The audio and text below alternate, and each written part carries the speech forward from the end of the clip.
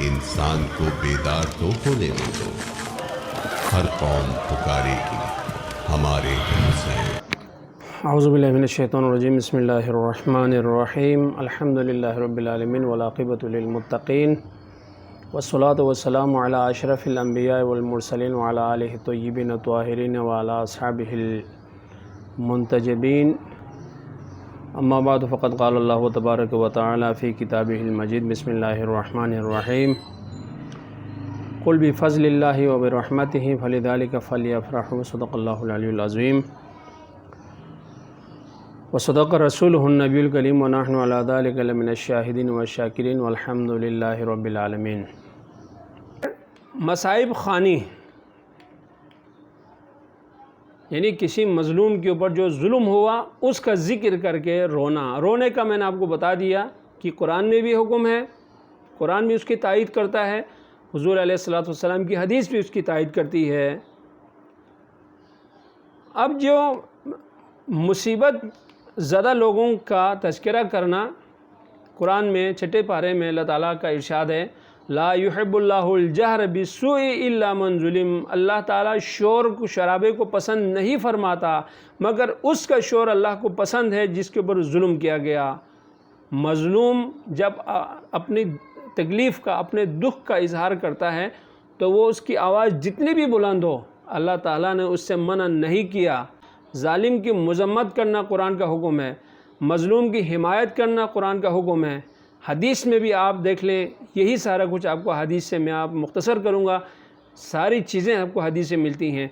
ज़ालिमों की मज़म्मत करो, मज़लूमों की हिमायत का इजहार करो, उनकी यानी मज़लूमों के लिए आप उठ खड़े हो जाओ, ये कुरान का हुक्म है, हदीस का भी हुक्म है। यानी मज़लूम की हिमायत और ज़ालिम की मज़म्मत करना, इन मजालिस में यही कुछ होता है। अच्छा, जो पांचवी जो चीज़ है वो है अलम और ज़म्पान। ये आलम इस्लाम में एक बहुत बड़ा मौजू बहस है, अलम निकालना, ज़म्पान निकालना। इसको हम कुछ इस अंदाज़ में देखते हैं कि आप थोड़ी देर के लिए आप रोक लें अलम को, एक यानी इस्लामी लश्कर का निशान है, उसको आप थोड़ी देर के लिए आप लोग, आप अपने किसी मुल्क के परचम का आप ज़िक्र, पाकिस्तान के परचम का आप ज़िक्र करें। पाकिस्तान के परचम की अगर आप बेहुरमती करें, एक तो उसकी हुर्मत रखना, उस परचम को कहीं पर भी आप देख लें, वो कपड़ा जिसके ऊपर चांद तारा बना हुआ हो और एक हिस्सा सब्ज़ हो, एक हिस्सा सफ़ेद हो, एक जो मखसूस जो शक्ल है उसको पाकिस्तानी परचम कहा जाता है। ये जहाँ भी हो, हर पाकिस्तानी शहरी के ऊपर लाजिम है उसका एहतराम करें। आप फ़ौज में जाएं, आप सरकारी इदारों में जाएं, आप स्कूलों में जाएं, आप कहीं पर भी जाएं, वहाँ पर आपको इस परचम का एहतराम होते हुए नज़र आएगा। उस परचम को सलूट करते हुए आप देखेंगे। अब आप पाकिस्तानी परचम का अगर आप देखें, इसकी बेहुरमती पर लाहौर हाई कोर्ट का फ़ैसला है कि 3 साल की सज़ा दी जाए जो शख्स पाकिस्तानी परचम की बेहुरमती करे, उसको पाँव के नीचे रोंद डाले या उसको जला दे। बहुत बड़ा जुर्म है और सिर्फ पाकिस्तान में नहीं, हर मुल्क में जुर्म है। हालांकि सबको पता है कि पाकिस्तानी परचम 1947 में वजूद में आया, उससे पहले इसका कोई वजूद नहीं था, लेकिन जिसकी उसकी निस्बत हो गई पाकिस्तान के साथ, सरज़मीन पाकिस्तान के साथ, इसलिए उस मखसूस कपड़े के टुकड़े के ऊपर जिसके ऊपर चांद तारा बना हुआ हो, उस कपड़े का रंग सब्ज़ हो और एक हिस्सा उसका सफ़ेद हो, उसको पाकिस्तानी परचम का नाम दे दिया गया।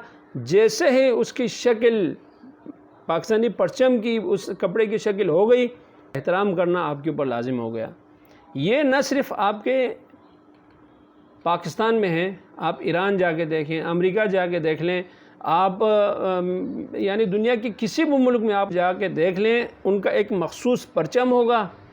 उस परचम की हुर्मत के लिए, उस परचम के तहफ़्फ़ुज़ के लिए ख़ुसूसी तौर पर क़वानीन होंगे कि इसकी हुर्मत को, क्योंकि ये मेरे मुल्क की निशानी है, इसकी हुर्मत बचाना हम सब पर लाजमी है। बल्कि उस मुल्क का बाशिंदा हो या उस मुल्क का बाशिंदा ना हो, सब के लिए उस परचम का एहतराम करना लाजमी है।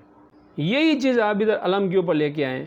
आपका वो कपड़े का टुकड़ा آپ کے ملک سے اس کی نسبت ہو گئی تو اتنی بڑی آپ حرمت کا اہتمام کریں، اور یہ علم جس کی نسبت حضور علیہ الصلوۃ والسلام کے اس لشکر سے ہے جو اسلام کی آبیاری کے لیے ہر جگہ لڑتا تھا، وہ لشکر اس کا نشان ہو، اس سے منسوب ہو، تو آپ اس کو اتنا بھی حرمت نہ کریں، اس کا احترام نہ کریں۔ اگر حرام ہے تو ادھر بھی حرام ہونا چاہیے شرعاً، اگر کوئی جرم ہے تو۔ اگر اللہ تعالیٰ نے کوئی منع کیا ہو، حضور نے منع کیا ہو کہ بھئی کسی پرچم کو اس طرح کی اہمیت نہ دو، تو پھر نہ کریں، کسی پرچم کا بھی نہ کریں۔ اگر ادھر جائز ہے تو ادھر کیوں حرام ہے، ادھر کیوں ناجائز ہے، ادھر کیوں بدعت ہے؟ اسی طرح زمپان، یہ کوئی واجب حکم نہیں ہے، یعنی نہ کریں تو گناہ گار نہیں، کرنے کی کہیں پہ ممانعت بھی نہیں ہے۔ ایک حدیث ہے، من بکا علی الحسین او ابکا او تباکا وجبت لہ الجنہ، جو حسین پہ روئے، رلائے یا رونے جیسی شکل بنائے، اس کے اوپر جنت واجب ہے، اگر قرآن اس کو نہ روکے۔ یہ اس کا کوئی اور یعنی عمل کی وجہ سے اگر وہ جنت نہ پہنچ سکے تو الگ مسئلہ، لیکن اگر وہ حسین کے اوپر روتا ہے، رلاتا ہے، رونے جیسی شکل بناتا ہے، اور اس کے عملیات بھی یعنی بہت حد تک ٹھیک ہیں، تو وہ جنت میں جائے گا۔ حدیث ہے بحار الانوار جلد نمبر 44 صفحہ نمبر 288 پر، یہ بہت سارے نور بخشی کتابوں میں بھی یہ حدیث روایت ہوئی ہے۔ اچھا، اسی طرح حضرت امام جعفر صادق سے بھی روایت ہے یہی حدیث، من بکا و ابکا ثلاثین فلہ الجنہ ومن تباکا فلہ الجنہ، جو شخص خود روئے یا 30 افراد کو رلائے، واقعہ کربلا بیان کر کے، امام حسین کی محبت میں، امام حسین کی مظلومیت کا تذکرہ کر کے رلائے، تو اس کے لیے جنت واجب ہے، اس کے لیے اللہ تعالیٰ نے جنت اس کے بدلے جو ہے وہ رکھی ہوئی ہے۔ یہ ایک ہو گیا علم کے بارے میں۔ ایک اور ہم اگر عقلی دلیل سے میں آپ کو پیغام اپنا پہنچا سکوں، قرآن پاک کے اوپر ہم قرآن کو کپڑے کا وہ بنانے کے لیے بازار سے آپ کپڑا خرید کے لے کے آتے ہیں۔ میں تھوڑا سا ایک نسبت کی وجہ سے ایک حرمت آ جاتی ہے، اس کے اوپر میں مختصر قرآن کا تذکرہ کروں گا۔ ایک کپڑا آپ لے کے آئیں، اس میں سے ایک ٹکڑا نکال کے قرآن پاک کے لیے آپ نے الگ سے رکھا، اس کو قرآن کے لیے ایک لفافہ سے بناؤں گا تاکہ قرآن ڈسٹ سے، مٹی سے محفوظ رہے۔ دوسرے ٹکڑے سے آپ نے اپنے لیے ایک جوڑا بنوایا۔ اب آپ خود بتائیں، جو کپڑا آپ نے قرآن شریف کے تحفظ کے لیے الگ سے جو ٹکڑا رکھا، اس کے اندر تقدس آ گیا ہے، یا اپنے لیے جو آپ نے جوڑا سلوایا اس کے اندر ایک تقدس ہے؟ اگر وہ قرآن پاک کے لیے جو آپ نے کپڑا مختص کیا، وہ کہیں پہ آپ کو گرا ہوا مل جائے، کہیں پہ وہ مٹی سے اگر اٹا ہوا وہ کپڑا مل جائے، تو آپ اس کو اٹھائیں گے، اس کو جھاڑ کے اس کو آپ بوسہ کر کے ایک اچھی جگہ پہ آپ اس کو رکھیں گے۔ لیکن اگر آپ کا اپنا جوڑا کپڑا جو ہے، جو آپ نے اپنے لیے سلوایا، اسی کپڑے سے وہ کہیں پر بھی پڑا ہو، آپ کے دل میں اس کے لیے کوئی تقدس نہیں ہے کہ یہ میرا کپڑا نعوذ باللہ ادھر کیوں گر گیا۔ یہ اس کپڑے میں نہیں آتا آپ کی شلوار قمیض میں، لیکن اس کپڑے کے بارے میں آپ کے ذہن میں ایک تقدس آ جاتا ہے کہ یہ قرآن شریف میں اس میں لپیٹ کے رکھتا ہوں، یہ کپڑا ادھر کیوں گرا ہوا ہے؟ آپ فوراً اس کے احترام میں اس کو اٹھائیں گے۔ یہی چیز اگر آپ علم کے بارے میں، ایک کپڑا ہے اس کو لشکر اسلام سے منسوب کر لیا، علم بنا دیا، تو ایک تقدس ہمارے ذہن میں آ جاتا ہے خود بخود۔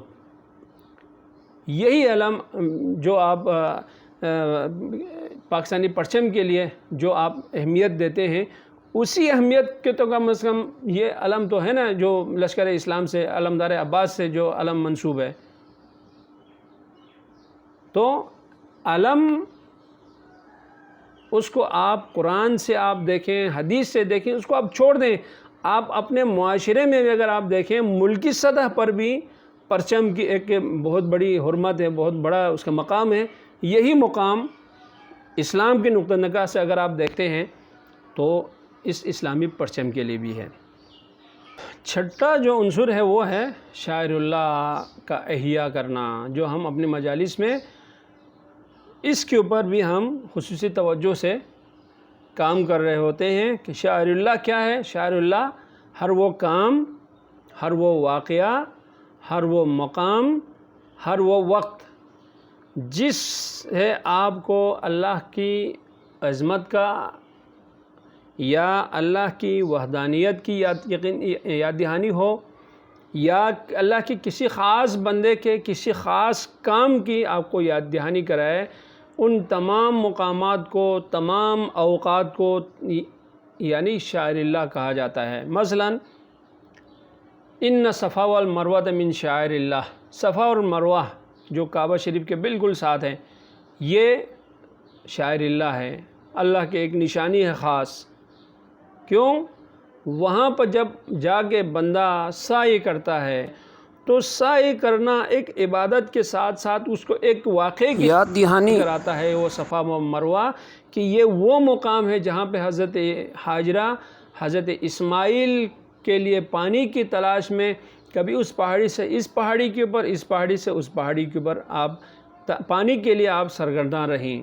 اچھا، وَالْبُدْنَ جَعَلْنَاهَا لَكُم مِّن شَعَائِرِ اللَّهِ، جو قربانی والے دن جو جانور آپ ذبح کرتے ہیں وہ بھی اللہ کے نظر میں شاعر اللہ ہے۔ کیوں؟